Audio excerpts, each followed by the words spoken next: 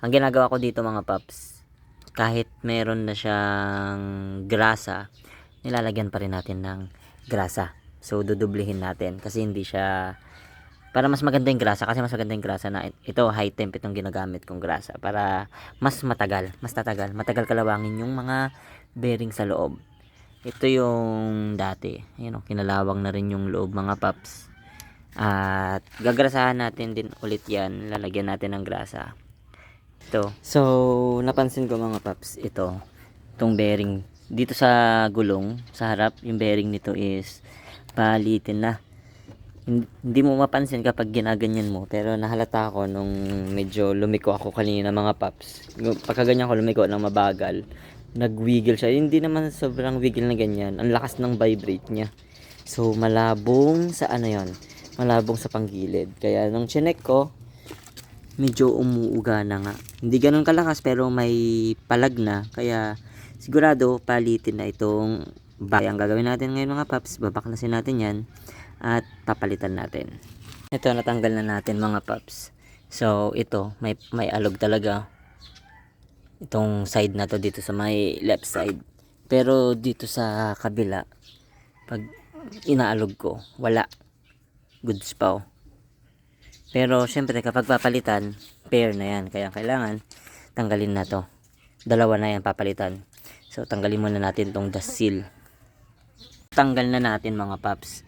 At ayan, tanggal na natin. Pero syempre, ito, nakabili na tayo.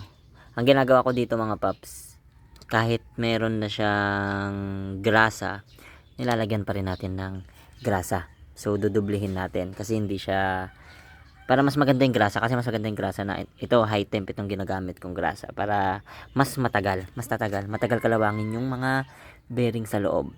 Ito yung dati, ayun, kinalawang na rin yung loob mga paps. At gagrasahan natin din ulit yan, lalagyan natin ng grasa. Ito,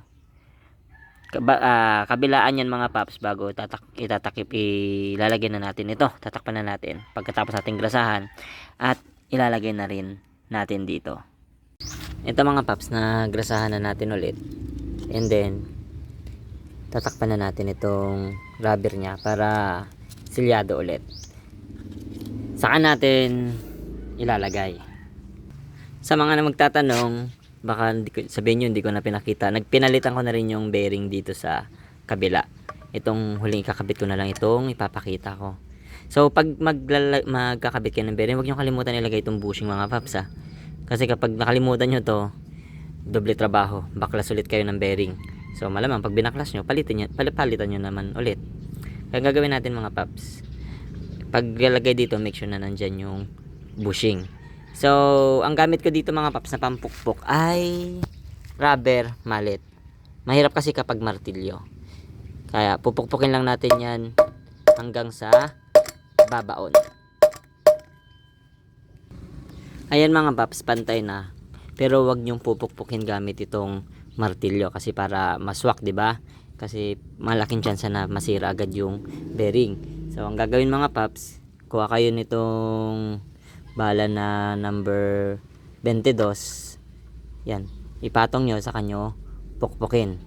Yan, kapag ganyan, safe yung bearing.